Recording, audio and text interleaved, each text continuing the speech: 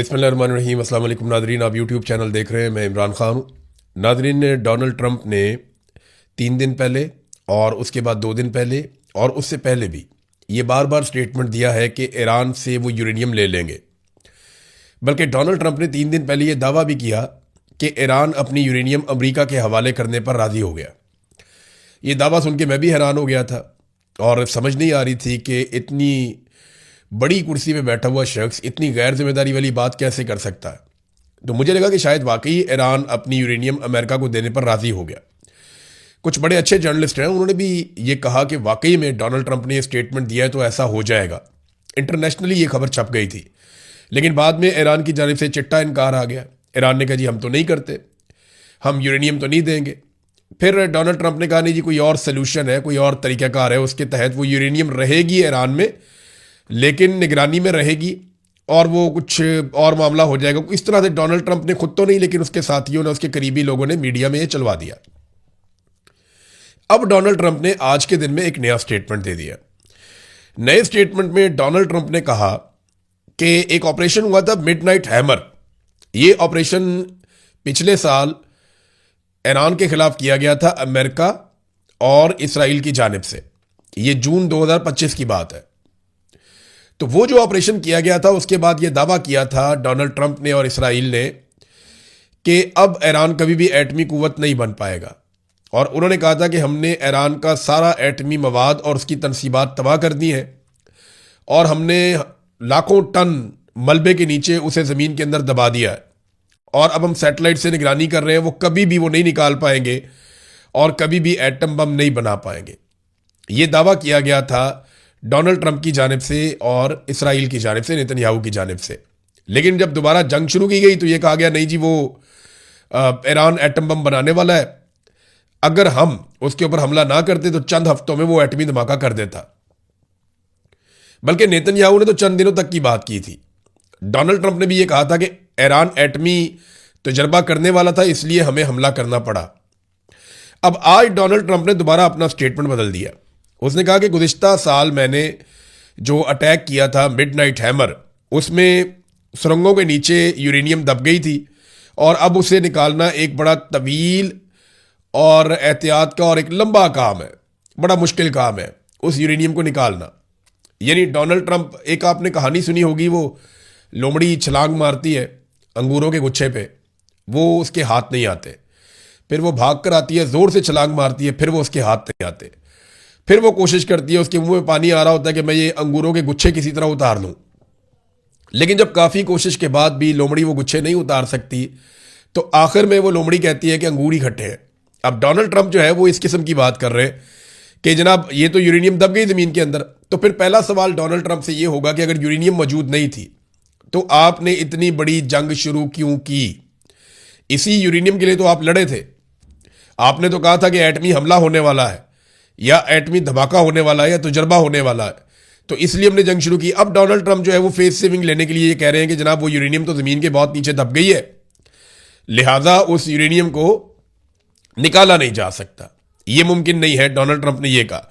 22 तारीख तक की जो डेडलाइन है सीज फायर की, जो पाकिस्तान के वज़ीर आज़म को एक ट्वीट भेजा गया, उन्होंने उसे कॉपी पेस्ट किया। वो 2 हफ्ते अब पूरे हो रहे हैं। 22 तारीख को, 22 अप्रैल को डेडलाइन ख़त्म हो जाएगी और उसके बाद लड़ाई शुरू हो सकती है, क्योंकि सीज फायर की डेडलाइन ख़त्म होगी तो इसराइल भी हमला कर सकता है, ईरान भी कर सकता है और अमेरिका भी कर सकता है, जैसे कि पहले उनकी लड़ाई चल रही थी। क्या इस सीज फायर में तोसी होगी? तो इसका इम्कान इस बात पे है कि फरीकैन मुज़ाकरात करना चाहते हैं या नहीं करना चाहते। जेडी वेंस जो है वो गुज़िश्ता 2 दिनों से इंतज़ार कर रहे हैं ग्रीन सिग्नल का, कि तेहरान की जानिब से उन्हें ग्रीन सिग्नल मिले कि हम भी आ रहे हैं मुज़ाकरात करने के लिए, आप भी आ जाए। तो जेडी वेंस तैयारे में बैठ के पहुंच जाए पाकिस्तान, इस्लामाबाद, और मुज़ाकरात का अगला दौर शुरू हो जाए। पाकिस्तान ने पूरी कोशिश की है, ईरान से भी मुलाकात की है, बाकी ममालिक से भी मुलाकात की है, अमेरिका से भी दरख्वास्त की है और बार बार अमेरिका को यह कहा है कि आप लचक दिखाएं।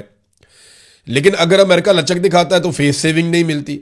ये बड़ा इशू है अमेरिका के लिए। एक इशू अरब ममालिक के लिए भी बना हुआ है, उस पर हम बाद में बात करते हैं। लेकिन ईरान ने अभी तक कोई जल्दबाजी नहीं दिखाई। आप अगर देखें गुज़िश्ता 5 दिनों के स्टेटमेंट, तो डोनाल्ड ट्रंप का हर रोज स्टेटमेंट आता है कि मुज़ाकरात होने वाले हैं, जंग खत्म होने वाली है, मुज़ाकरात होने वाले हैं, हम बड़ी अच्छी डील करने वाले हैं, हम बुरी डील नहीं करेंगे, ईरानी बड़े अच्छे लोग हैं, ईरानी बहुत बुरे लोग हैं, ईरानियों को हम मारेंगे, हम धमाके करेंगे, नहीं तो मुज़ाकरात कर दें, नहीं तो पूरा मुल्क मैं तबाह कर दूंगा, नहीं तो मुज़ाकरात कर दें, मुज़ाकरात होने वाले हैं, मेरी टीम रेडी है। ये बात डोनाल्ड ट्रंप हर थोड़ी देर के बाद कहते हैं। एक ऐसा घंटा भी गुजरा जिसमें डोनाल्ड ट्रंप ने 47 पोस्टें कर दी अपने ट्रुथ सोशल मीडिया पे। ये तो ऐसा लगता है वर्ल्ड रिकॉर्ड बनाने जा रहा था अमरीकी सदर। दुनिया के किसी सरबराह मुमलिकत ने इस तरीके से ट्वीट नहीं किए। ये नहायत गैर संजीदा और फ्रस्ट्रेशन वाला मामला था। देखिए, मुज़ाकरात के लिए अमेरिका डेस्परेट है। ईरान ने कभी नहीं कहा कि मुज़ाकरात हम करना चाहते हैं, बल्कि हम सब ये जानते हैं, पूरी दुनिया ये जानती है कि अभी मुज़ाकरात में जो ताख़ीर हो रही है वो ईरान की वजह से हो रही है, अमेरिका की वजह से नहीं हो रही। ईरान तो पाकिस्तान के साथ वाला मुल्क है, वो 1-2 घंटे में आ जाएंगे पाकिस्तान में। असल मसला जो है वो अमेरिका का है। उनका तो बड़ा लंबा सफ़र है, लेकिन वो आने के लिए तैयार हैं और ईरानी कोई जल्दबाजी नहीं दिखा रहे मुज़ाकरात के लिए या आगे बढ़ने के लिए। एक चीज़ और है कि ईरान अपने मुतालबात में मुस्तकिल है।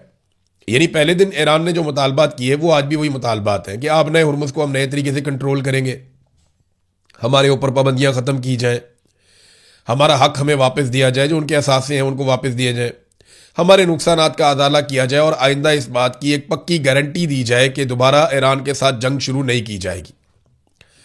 वो जो मुतालबात ईरान के पहले दिन से हैं लगभग वही मुतालबात अभी भी हैं। दूसरी जानिब अमेरिका के मुतालबात तब्दील होते रहते हैं क्योंकि उन्हें फेस सेविंग नहीं मिल रही। कभी वो बड़े सख्त मुतालबात करते हैं, कभी उनके मुतालबात बड़े नरम हो जाते हैं, लेकिन जब तनकीद होती है तो दोबारा सख्त मुतालबात पे आ जाते हैं। तो उनके मामलात ऊपर नीचे हो रहे हैं। एक चीज़ नाजरीन आप याद रखिएगा कि पाकिस्तान में होने वाले मुज़ाकरात में 2 अहम फरीकैन हैं, एक अमेरिका और दूसरा ईरान। लेकिन एक बात अपने जहन में हम सबको रखनी है कि इसमें कुछ और भी स्टेक होल्डर्स हैं जो बहुत बड़े स्टेक होल्डर्स हैं। एक इसराइल बहुत बड़ा स्टेक होल्डर है और दूसरे अरब ममालिक एक बहुत बड़ा स्टेक होल्डर है। ये हम सब जानते हैं, खुलकर इसके ऊपर बात नहीं होती, ख़ासतौर पे जिस खित्ते में हम रहते हैं वहाँ तो नहीं होती, कि अरब ममालिक और ईरान के बीच में एक चपकलिश चल रही है और ये कई दहाइयों पर मबनी है। ये एक दूसरे को बिल्कुल पसंद नहीं करते, बल्कि अरब्स अपने लिए ख़तरा समझते हैं ईरान को। ये एक शिया सुन्नी डिवाइड भी है जो बहुत पुरानी मौजूद है, हम सब इसे जानते हैं, कोई ढकी छुपी चीज़ ये नहीं है।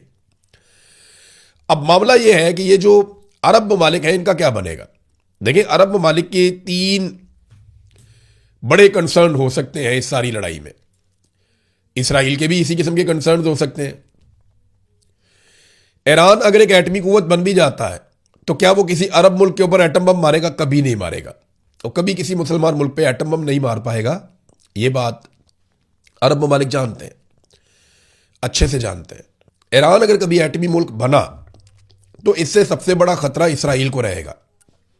यह सबको पता है कि इसराइल ही खतरे में रहेगा अगर ईरान एटमी कुव्वत बन गया तो।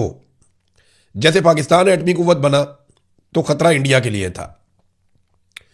इसराइल तक तो हमारे मिसाइल अभी नहीं जाते, लेकिन इंडिया के लिए सबसे बड़ा खतरा था और इसराइल को यह लगता था कि पाकिस्तान एटमी कुव्वत बन गया तो इसराइल के लिए भी एक खतरा है। ईरान एटमी कुव्वत बना तो मुसलमान मुल्कों को ऐसा खतरा नहीं होगा।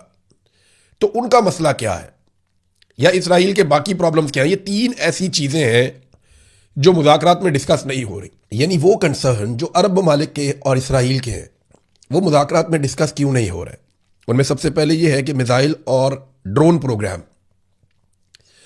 यानी अरब ममालिक ईरान को ताकतवर नहीं देखना चाहते, इसराइल भी ईरान को ताकतवर नहीं देखना चाहता। तो इसराइल का जो मिसाइल और ड्रोन प्रोग्राम है जिसके ज़रिए से उसने अभी तहोबाला कर दिया पूरे रीजन के अंदर अमरीकी हथियारों को, वो खतरा है इनके लिए, खित्ते में मौजूद ममालिक के लिए।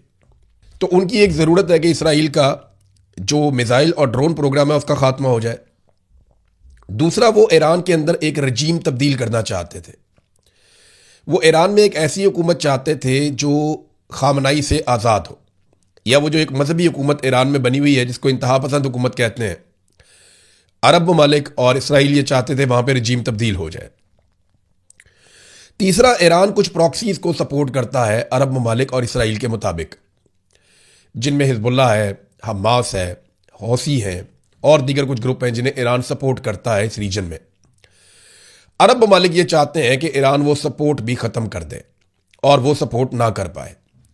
तो इसके लिए ज़रूरी है कि ईरान में एक नई हुकूमत बन जाए, ये प्रॉक्सीज की सपोर्ट बंद हो जाए और ईरान का मिसाइल और ड्रोन प्रोग्राम मजीद महदूद हो जाए या ख़त्म हो जाए। ये चीज़ें तो टेबल पे ही नहीं है। टेबल पे तो मेन चीज़ें दो हैं अमेरिका की जानिब से। एक, आपने हुर्मुज़ इसको खोल दो, वो तो पहले ही खुली थी, तो फिर बंद क्यों करवाई थी? लड़ाई करके बंद करवा दी, अब कह रहे हैं खोलो। और ईरान ने थोड़े दिन पहले जब खोली तो अमेरिका ने मुहासरा करके दोबारा बंद करवा दी। और दूसरा, यूरेनियम या एटमी कुव्वत बनने का मामला है, उस पर ईरान यकीन दहानियां करवा सकता है। तो अब अरब ममालिक और इसराइल के लिए अगर ये मुज़ाकरात होते हैं और कामयाब हो जाते हैं तो उनके लिए इसमें क्या है, ये एक बड़ा सवाल उनके साथ रहेगा। नेटो से ज़्यादा अरब ममालिक ने हमारे साथ ताउन किया, वो बहुत अच्छा लड़े हैं, ये बार बार डोनाल्ड ट्रंप ने कहा। अरब ममालिक बार बार कहते हैं कि हम किसी लड़ाई के अंदर शामिल नहीं थे, हमने ये लड़ाई लड़ी ही नहीं, जबकि अमेरिका बार बार कहता है कि शाबाश देता हूं मैं अरब ममालिक को, वो हमारे साथ बहुत अच्छा लड़े हैं गल्फ ममालिक। और ईरान कहता है, देखो ईरान को वहां से जवाब मिल जाता है ना हमले का। ईरान कहता है देखो डोनाल्ड ट्रंप भी कह रहा है कि अरब ममालिक हमारे खिलाफ लड़ाई में शामिल हुए हैं। अब अरबों का मसला यह है कि आपने हुर्मुज़ खुली रहे और पुराने तरीके से खुली रहे। ईरान जो है उसको एक नई कंडीशन के तहत खोलना चाहता है। अमेरिका कभी कभी उसके ऊपर आमादगी भी जाहिर कर देता है। तो इस लड़ाई का बेनिफिशियरी कोई भी अरब मुल्क नहीं बन पाया।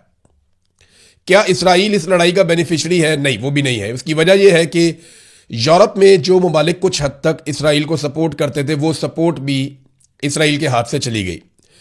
और अगर इस लड़ाई का सबसे बड़ा लूजर देखा जाए, जिसको सबसे बड़ा नुकसान हुआ है, वो डोनाल्ड ट्रंप और उसकी रिपब्लिकन गवर्नमेंट है अमेरिका में।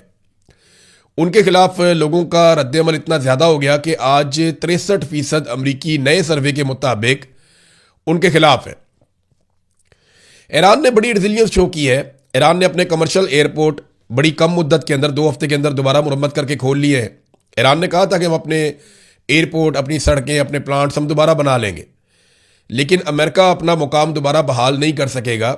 इसकी चौधराहट वापस नहीं आएगी जो हमने इसके साथ कर दिया है, और यही दिखाई दे रहा है। डोनाल्ड ट्रंप ने बताया कि जो कल जहाज पकड़ा था ईरान का, अमेरिकन ने एक जहाज पे कब्जा किया था ना, ये रिपोर्ट भी हुआ। तो डोनाल्ड ट्रंप ने कहा उसके अंदर कुछ ऐसा सामान था जो अच्छा नहीं था, और वो सामान चीन ने तोहफे के तौर पे दिया था। ट्रंप ने ये नहीं बताया कि उसके अंदर क्या था, कोई फ्यूल था, कुछ और चीज़ थी, कुछ हथियारों में इस्तेमाल होने वाली कोई चीज़ थी, या इंटेलिजेंस में इस्तेमाल होने वाली कोई चीज़ थी। ये बताया नहीं अमेरिका ने, डोनाल्ड ट्रंप ने, लेकिन ये इल्ज़ाम लगाया और ये कहा कि मैं ये समझता था कि प्रेसिडेंट शी के साथ हमारे मामला बहुत अच्छे चल रहे हैं और हमारी समझबूझ एक जैसी है। तो मायूसी का इजहार किया डोनाल्ड ट्रंप ने कि उस जहाज में कोई अच्छी चीज़ें हमें नहीं मिली। एक और ऑयल टैंकर पकड़ लिया एशिया पैसिफिक में अमेरिका ने, ईरान का। अब ये चीज़ें आहिस्ता आहिस्ता मामूल बन रही हैं। इसके रद्द-ए-अमल में ईरान मजीद सख्ती करेगा आपने हुर्मुज़ में, और हो सकता है कि आने वाले दिनों में हौसी बागी बाबे मंदब को बंद कर दें। तो फिर पूरा रीजन जो है वो बैठ के सोचता रहेगा कि अब ये इलाके खुलवाने कैसे हैं। ग्राउंड रियलिटी ये है कि आप जितना मर्जी ताकतवर अटैक करें, आपने हुर्मुज़ को ताकत के बलबूते पर अगर अमेरिका के साथ मजीद ममालिक भी मिलकर आ जाएं तो वो ईरान से नहीं खुलवा सकते। वहां पे वाकयात होते रहेंगे, जहाज हमेशा खतरे में मौजूद रहेंगे। हाँ, ये अलग बात है कि अगर पूरा का पूरा ईरान फतह कर लिया जाए, वहां के सारे लोगों को यरगमाल बना लिया जाए, तो वो मुमकिन नहीं है। ये आज तक इराक में नहीं हो सका, ये आज तक शाम में नहीं हो सका, अफगानिस्तान में नहीं हो सका, तो ईरान में कैसे होगा? ये मुमकिन नहीं है। नाज़रीन, इमरान खान साहब की बहनें आज, क्योंकि मंगल का दिन था, एक मरतबा फिर गई इमरान खान साहब को मिलने के लिए अडियाला जेल, और आज वो तकरीबन तनहा थी। बहुत थोड़े से लोग उनके साथ थे, बहुत थोड़े। तो आहिस्ता आहिस्ता इमरान खान की बहनों को, उनकी फैमिली को तनहा कर दिया गया। इमरान खान साहब पहले ही कहते तन्हाई में है, और पाकिस्तान तहरीक इंसाफ के कुछ लोगों ने इमरान खान साहब की बहनों पर तनकीद करते हुए उनको मजीद तन्हाई का शिकार कर दिया। इमरान खान की बहन से जब सवाल पूछा गया कि सुहेल अफरीदी के कारकुन कहते हैं कि लायामल दो, सुहेल अफरीदी कहते हैं कि इख्तियार मेरे पास नहीं है, आप किसकी तरफ देख रही हैं? उन्होंने कहा हम बहनें अपनी तरफ ही देख रही हैं। हम पार्टी से दबाव बढ़ाने का कहते हैं, रिक्वेस्ट करते हैं कि प्रेशर डालें, तो ये गुस्सा कर जाते हैं। हमें कहते हैं कि आप मुदाखलत कर रही हैं। हम इनसे क्या मांग रहे हैं? सिर्फ दबाव डालने का ही तो कह रहे हैं। हम बहनें आती रहेंगी, हम पर हर किस्म का तशद्दुद इस्तेमाल कर लिया। हमने तो तहरीक इंसाफ की तंजीमी ओहदेदारान को यहाँ बुलाया हुआ है कि हमारी मदद करें। वर्कर्स को तो पकड़ कर ले जाते हैं यहाँ से जब वो आते हैं। अलीमा खानम ने जलसे के बारे में भी कहा कि जलसा आप मनसूख कर रहे थे तो कम से कम इमरान खान का अस्पताल में इलाज ही करवा लेते। हुकूमत के ऊपर दबाव था, वो ये चाह रहे थे कि पूरी दुनिया में अच्छा इमेज जाए, तो बड़ी अच्छी बात थी, ठीक है अच्छा इमेज जाता, लेकिन कम से कम इमरान खान का अस्पताल में इलाज करवा लेते इस दबाव के जरिए से। तो हम अगर पाकिस्तान तहरीक इंसाफ से मदद नहीं मांगेंगे तो किससे मांगेंगे? क्योंकि वो इमरान खान की पार्टी है और ये लोग इमरान खान का नाम लेकर वोट लेकर इक्तदार में आए हुए हैं, और हर वोट देने वाले को हक है कि वो सवाल उठाए, तो हम भी सवाल उठाते हैं। ये हालात हैं इस वक्त अडियाला के बाहर। मैंने आज मनाज़िर देखे तो मुझे लगा कि शायद पाकिस्तान तहरीक इंसाफ की जो क़यादत है उन्होंने अमली तौर पे कुछ और फैसला किया है। अब पता नहीं वो क्या सोच रहे हैं, उनके दिमाग में क्या है। हो सकता है कोई चीज़ उनके पास ऐसी है जिसके बारे में अभी मीडिया को नहीं बताया गया, या कम से कम इमरान खान की बहनों को नहीं पता। दूसरी तरफ मियाँ नवाज शरीफ को एक मरतबा फिर लॉन्च किया गया है और नवाज शरीफ साहब कौम की खिदमत करने के लिए मैदान में आ गए। मियाँ साहब ने ज़मीन आसमान के कलाबे मिलाए और ये कहा कि गिलगित बल्तिस्तान में, कश्मीर में हम इलेक्शन जीतेंगे और अपनी कारकर्दगी पे जीतेंगे। कारकर्दगी इनकी पूरी कौम के सामने है। अवाम का हेल्थ कार्ड बंद करके इन्होंने अवाम को एड्स का तोहफा दे दिया है। पंजाब में एड्स के केसेस बढ़ते जा रहे हैं। जाली पुलिस मुकाबले अरूज पे है। कोई नया तरक्याती प्रोजेक्ट बड़ा इन्होंने नहीं बनाया। उस्मान बुज़दार और परवेज़ इलाही के मंसूबों के ऊपर दोबारा तख्तियाँ लगा रहे हैं। जो इमरान खान ने किया उसमें से आधे काम इन्होंने बंद कर दिए हैं। बड़े बड़े तरक्याती मंसूबे सारे बंद हैं। और पाकिस्तान रोज़ाना के हिसाब से, मैं पिछले 2 साल की कहानी आपको सुना रहा हूँ, पिछले 2 साल में पाकिस्तान ने रोज़ाना के हिसाब से 21 अरब रुपए का कर्जा लिया है। हर घंटे पाकिस्तान तकरीबन 1 अरब रुपया कर्जा ले रहा है। हर घंटे 1 अरब रुपया, 100 करोड़ हर घंटे हम ले रहे हैं। ये 21 अरब रुपए रोजाना कहां खर्च हुए? क्या पाकिस्तान में कोई डैम बना? क्या पाकिस्तान में कोई बहुत बड़ी मोटरवे नहीं बनी? क्या पाकिस्तान में नए तालीमी इदारे बने? क्या पाकिस्तान में नए अस्पताल, यूनिवर्सिटीज, खेलों के मैदान बने? क्या पाकिस्तान में टेक्निकल एजुकेशन के लिए कोई बहुत बड़ी चीजें बनी? क्या पाकिस्तान में कोई बहुत बड़ी इंडस्ट्री लग गई? क्या पाकिस्तान बहुत तरक्की कर गया, बहुत आगे चला गया आईटी के शोबे में, तालीम के शोबे में, सेहत के शोबे में, ज़राअत के शोबे में, इंफ्रास्ट्रक्चर के शोबे, किसी एक चीज में पाकिस्तान आगे गया हो तो बताएं। ये 21 अरब रुपया रोजाना कर्जा लेते हैं। ये किसकी जेबों में जा रहा है पैसा और कहां पे इस्तेमाल हो रहा है, इसका हिसाब जब इनसे मांगो तो ये कहते हैं आप गद्दार हैं और गद्दारी का मुकदमा दर्ज कर देते हैं। पाकिस्तान की तारीख का रिकॉर्ड कर्जा इन्होंने पिछले 2 साल में लिया है और जो तरक्याती मंसूबे थे उनकी रिकॉर्ड बंदिश भी हुई है। यानी कोई बड़ा तरक्याती मंसूबा ये हुकूमत इस वक्त नहीं चला रही। मेरी पाकिस्तानियों से गुजारिश है कि इससे पहले कि नवाज शरीफ वाकई खिदमत करने के लिए मैदान में आ जाएं, आप उनके आगे हाथ जोड़ लें, उनकी मिन्नत कर लें। मियाँ साहब को कहें, मियाँ साहब अल्लाह का वास्ता और खिदमत ना कीजिएगा।